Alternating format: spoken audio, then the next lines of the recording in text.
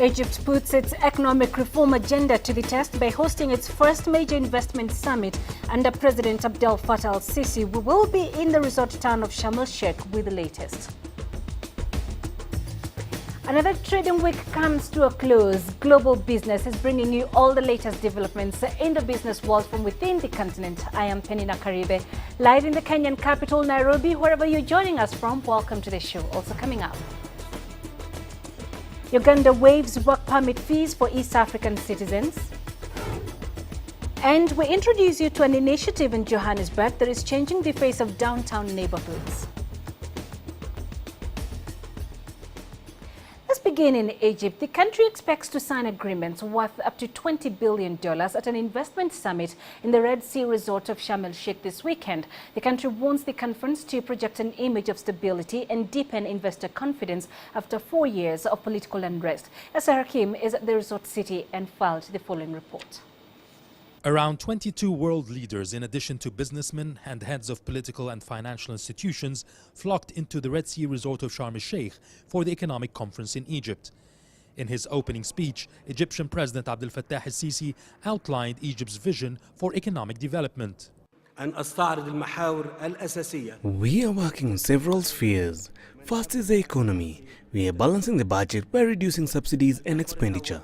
The second is improving the investment climate by issuing new laws and regulations. The third is mega projects to employ our youth and stimulate growth. Projects such as the Suez Canal development. Several Arab leaders voiced their solidarity to Egypt's road plan for transition and called on the international community, the IMF and the World Bank to support Egypt's efforts for economic development. Kuwait, the United Arab Emirates and Saudi Arabia went as far as pledging $12 billion in the form of grants and investment projects. This is no grant to Egypt. This is a repayment for Egypt's historical stance with its Arab neighbors. We will always stand beside Egypt.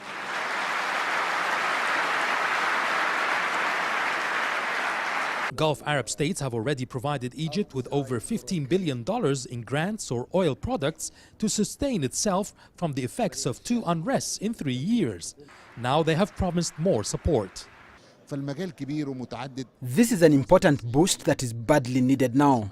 It's not just about the money. It's a sign of confidence for others who want to invest here. The opening ceremony was followed by a gala dinner for the dignitaries and heads of states. And that ends the formalities of the conference. The real work, the deals, negotiations and contracts to be signed will take place on Saturday and Sunday. This is Yasser Hakim for CCTV in Sharm el-Sheikh. West Africa may lose up to $15 billion over the next 3 years due to the impact of the Ebola outbreak on trade, investment and tourism. This is according to a report by the United Nations. The world's deadliest Ebola epidemic has killed more than 10,000 people in the 3 most affected countries of Guinea, Liberia and Sierra Leone, potentially deepening poverty in one of the least developed parts of the world. According to the report, stigma and risk aversion have caused considerable amounts of damage, shutting down borders and indirectly affecting the economies of countries in the region. In the best case scenario, the report said the mineral-rich region may lose an average of $3.6 billion per year for the next 3 years before the economies start to recover. The worst case scenario predicts losses of up to $4.9 billion per year. African nations have agreed to interconnect their national electricity grids by the end of 2020. Head of New Partnership for Africa's Development, NEPAD, Mossad El-Misri, said that the continent's 4 regional power corridors will be the building blocks of the Pan-Africa power grid. Africa has the North-South, West-Central and the North power grids. The North-South power corridor, which will link South Africa's power grid to Egypt, could be the first power pool to be linked. Connections between Kenya and Tanzania, Kenya and Ethiopia, South Africa and Zimbabwe, Egypt and Sudan are at advanced stages of being commissioned. When connected, it will create a continent-wide power market that will enable countries with surplus energy to sell to those with deficits. The power interconnection will mainly be done through bilateral agreements. Uganda has waived work permit fees for East African professionals working in the country following a decision by the East Africa Community Regional Bloc. Leaders of Uganda, Kenya and Rwanda agreed that citizens could look for employment within the region at no cost. CCTV's Isabel Nakiria with more. Graduates from East Africa countries are now able to work in Uganda without paying fees for a permit. This does not mean that people should stop to apply for work permits. In other words, it's only the fees that have been waived, but work permits will continue like they have continued to be applied for, and then the authorities consider them according to merit. Before the waiver, all foreign nationals applying to work in Uganda were required to pay $2,500 annually. There is no definite list of professions who will benefit just yet, but Uganda is keen to attract fields like foreign doctors and bankers.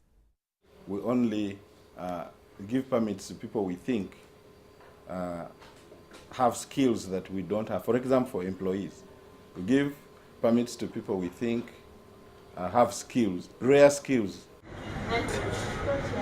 Some Ugandans think the movement of people should be more tightly controlled. I think what we need now to do is to look at how do we regulate this movement of people, how do we make sure that we benefit across borders from the expertise that is across the other side. Tanzania and Burundi are also considering scrapping the fees. The removal of work permit fee by the three states is considered a step towards a common labor market. Some people, however, think the decision was rushed and it should have been done progressively, starting with standardizing the fee.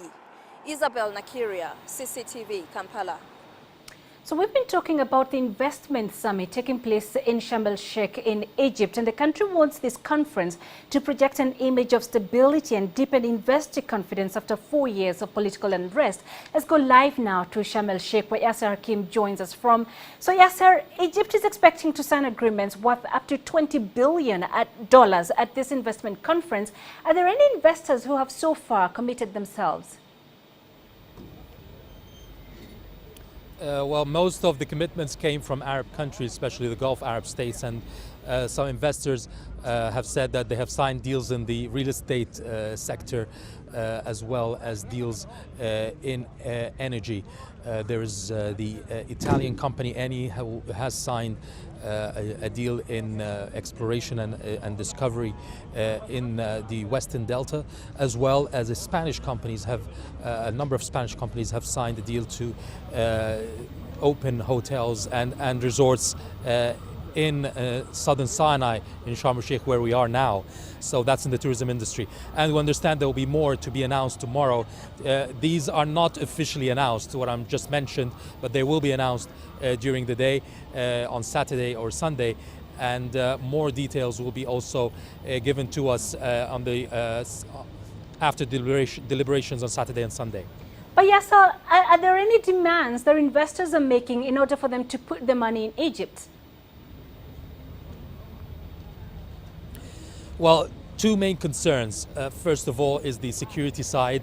They are all saying that the security has improved a lot during the last few months, but there are a bit of some fears, especially investors who want to invest in Cairo or some cities, certain cities.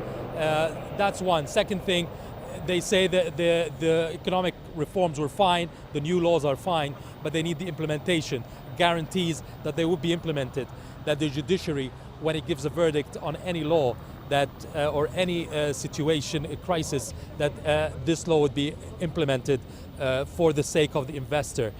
And those are two things the government says it will guarantee, but it will only be proof on the ground, hands-on, when you're on the ground, and the investors would see the difference themselves, because the judiciary in Egypt has always been criticized for being too slow, and the implementation as well.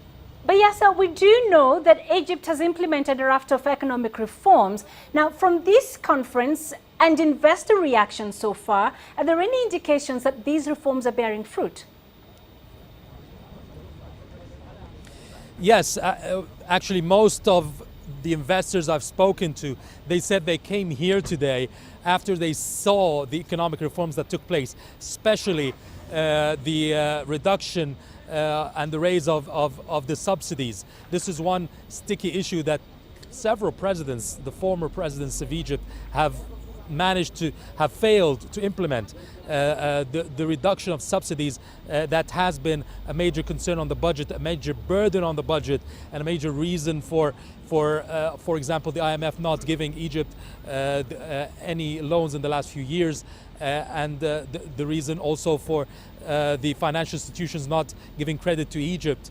Once these economic reforms, the austerity measures that took place in the last few months have been established, this gave confidence to the investors that the government here is in control and can convince the people that austerity measures are needed and should be implemented to develop the economy.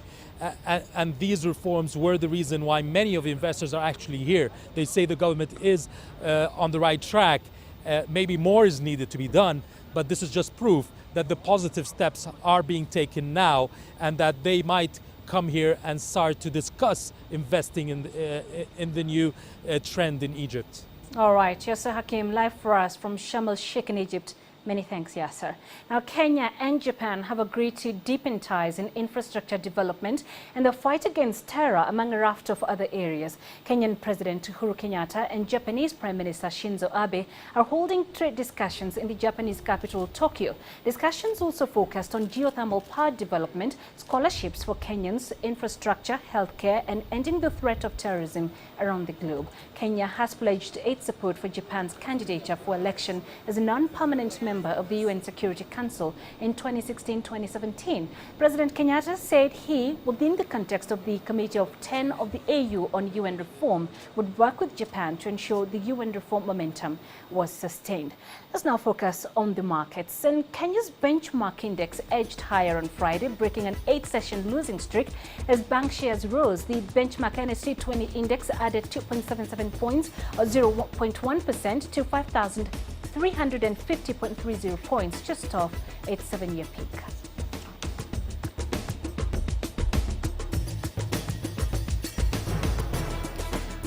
Still ahead, the possibility that bitcoins could change the money transfer industry as we know it.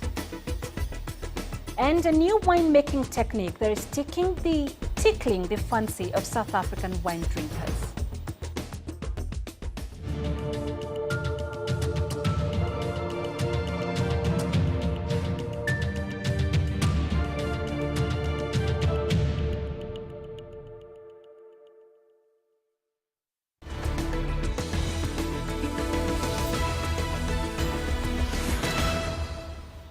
You're on Global Business. Welcome back.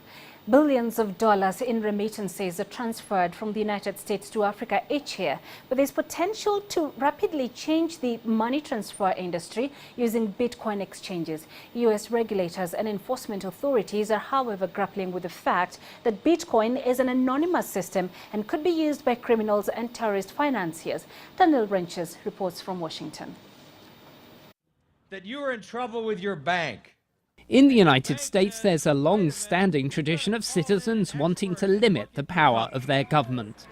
Some seek to challenge the mighty dollar by buying bitcoins, a digital currency backed by no individual nation-state.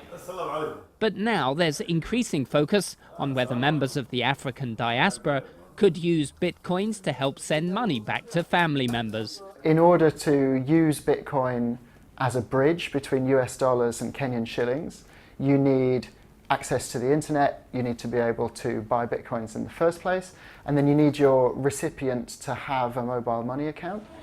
To operate in the United States, a money exchange using bitcoins needs to follow fairly stringent rules to avoid violating money laundering or terrorist financing regulations. But given that these services are online, an individual could choose to use a company operating outside the US, raising security questions for the authorities here. Development experts say these concerns could be addressed by employing the technology in the Bitcoin system to create more transparent exchanges in future. Where there's more potential is the underlying technology that makes Bitcoin work, this blockchain technology, which allows for a public, secure, distributed ledger of transactions on the network. That kind of technology has some interesting applications to radically improve cross-border transactions in general to radically improve the global financial system. The authorities here are still in the process of working out how to incorporate these so-called cryptocurrencies into the system. This increased regulatory focus is in response to the rapid take-up of these technologies, which have the potential to dramatically reduce transaction costs for many in the African diaspora in the future. Daniel Renches, CCTV, Washington. A new method of wine production has been developed in Cape Town, South Africa that could revolutionize the industry altogether. Traditionally, wine has been made by fermenting it in old oak barrels to maturity, but a new winemaking process is being adopted at a Cape winery that is using famed indigenous plants as a substitute to entice a new market of drinkers. CCTV's Travis Andrews with this story. The Western Cape's wine industry is in the midst of harvest time, and grapes are being picked for the production of some of the region's finest red wine. But one winery is pioneering a new method of winemaking that substitutes traditionally used oak wood with a plant normally associated with tea drinkers. The process, called rooibos hooding, is the brainchild of Travis Radom, the managing director of Audacia Wines in Stellenbosch, who's devised a new technique of preserving his wines the natural way, using a famous South African plant. What we've done is we've created the first wine using indigenous South African wood, and the wood we use is rooibos and honeybush wood. The wood has got so much antioxidant in it that we do not need to use any preservative, so we don't use sulfur in the making of wine. This means we can make wine where there's no preservatives added, and people that are allergic to sulfur or don't like preservatives get a wine that is preservative free. The technique entails submerging these large wire mesh tea bags of rooibos hood that then ferments during the winemaking process, which in turn changes the flavor profile and eliminates any unnatural chemicals and agents in the wine. Audacia now produces 3 red wine cultivars using the rooibos method, which accounts for almost half of their total annual output. They've also patented the process in 83 jurisdictions worldwide, with the aim of leveraging it as a solely locally made and marketable commodity. We are only going to license South African entities so that it will allow South African products in a finished format to be marketed out of South Africa into the 83 jurisdictions, and that will create work for South Africans, especially the Western Cape, and it will create a bigger demand for rooibos. Another marketable accomplishment for this new technique is that it has increasingly appealed to organic wine drinkers and those who prefer no unnatural preserving agents, from the grapes to the glass. It's not just red wine from this winery that's using rooibos in their fermentation process, because microbrewers of beer and ciders have also begun to harness the preserving benefits of the plant in their products. Like the wine, beer is being produced by boiling the plant in their fermentation tanks, and ciders are made using the plant's leaves, all very different but with the same overall effects. It definitely has an effect on a shelf life due to the antioxidant in the beer, and we normally brew up, it's a natural process. We do not do any pasteurization on the beer, but that gives us the opportunity to prolong the shelf life. The properties that rooibos provides to our product, the shelf life has been extended to close on 2 years, which is amazing. Your aromas, everything is enhanced. Rooibos is such a phenomenal wood, and there's so many more properties about it that we actually haven't quite discovered yet, but we're noticing it with our product. For the time being, the rooibos wines are being exported to consumers around the world, so that the region can remain competitive through innovation in its key and emerging markets.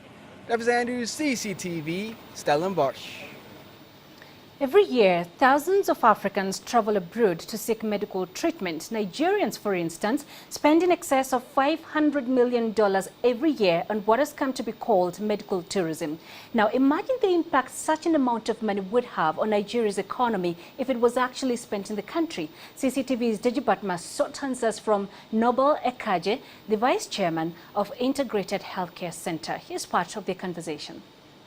120 billion naira, it's quite a lot of money. And how do you think we can arrest this situation? You know, turn it around and get people to begin to spend such huge amount of money right here at home and not take everything abroad? The healthcare system is ripe for a paradigm shift. So the Bill and Melinda Gates Foundation and McKinsey did a study in 2008 where they said that Nigeria alone requires an additional 110,000 beds over the next coming years of hospital space. Across the African continent, something in the region of about 550,000, 600,000 beds. So what you're talking about is huge multi-billion-dollar investment. So it means just from the way we finance healthcare, that paradigm needs to change. So the construct of an owner-managed business model, which is typically what we have, limits the kind of financing options and capacity that can be built into developing a system like that. So that's one thing that needs to change. Even when you have this, you know, gigantic infrastructure, you know, medical facilities here and there, that capacity is also a big issue. You just do not have the manpower to fill up those places. Capacity cuts across many swathes of healthcare service delivery. The first that comes to most people's mind, of course, when they think of healthcare is the doctors and the nurses, or what we call the clinicians. But the clinicians operate within a construct or within an ecosystem. That ecosystem includes lab technicians, diagnostics. That ecosystem includes the people that run the facilities, the buildings where these hospitals are, to ensure that everything is running, the lights are on, the water's running, it's clean, there's no leaky roofs. It includes also the administrators who do everything to ensure that billing is done properly and accurately, collections are made on receivables. So it's a business. Not everybody who is a clinician is necessarily a great business person. The way I summarize it is that MD is not MBA, and MBA is not MBA. So you might be a great doctor, and you set up a business of healthcare facility, but you may not necessarily have the business skills required to run that business. So it requires bringing in capacity in every facet. It must be pretty difficult, I mean, whether you like it or not, setting up here, talk about the cost of operation. Take a typical example, for instance, as the issue of power. I mean, it's just not there. So if you were thinking of setting up the kind of business you're thinking about now, I mean, talking about such a huge facility, it means you must be considering running on a generator for at least 24 hours. That must be pretty difficult. It increases the cost of delivery of service, but there are many costs in healthcare. You know, to get qualified practitioners is a pretty significant cost in and of itself at the level that we're trying to attract. So there's many layers of cost. The thing about it is that Nigerians are already used to paying for healthcare. Unlike many countries, even in some other African countries where there's a fairly robust public healthcare system, Nigerians pay for healthcare, even if it means going to a chemist, even at that most local basic level, to get some kind of local diagnosis made of some condition. People pay for healthcare, and when you go into our public healthcare facilities to see a consultant, you typically have to pay an extra fee. A young entrepreneur in South Africa is breathing life back into the city of Johannesburg by transforming downtown neighborhoods. Besides reintroducing community spaces, Perpetuity has introduced street lamps, landscaping, as well as cleaning, offering a whole new and different look to the once trodden neighborhoods. CCTV's Julie Shire with this story.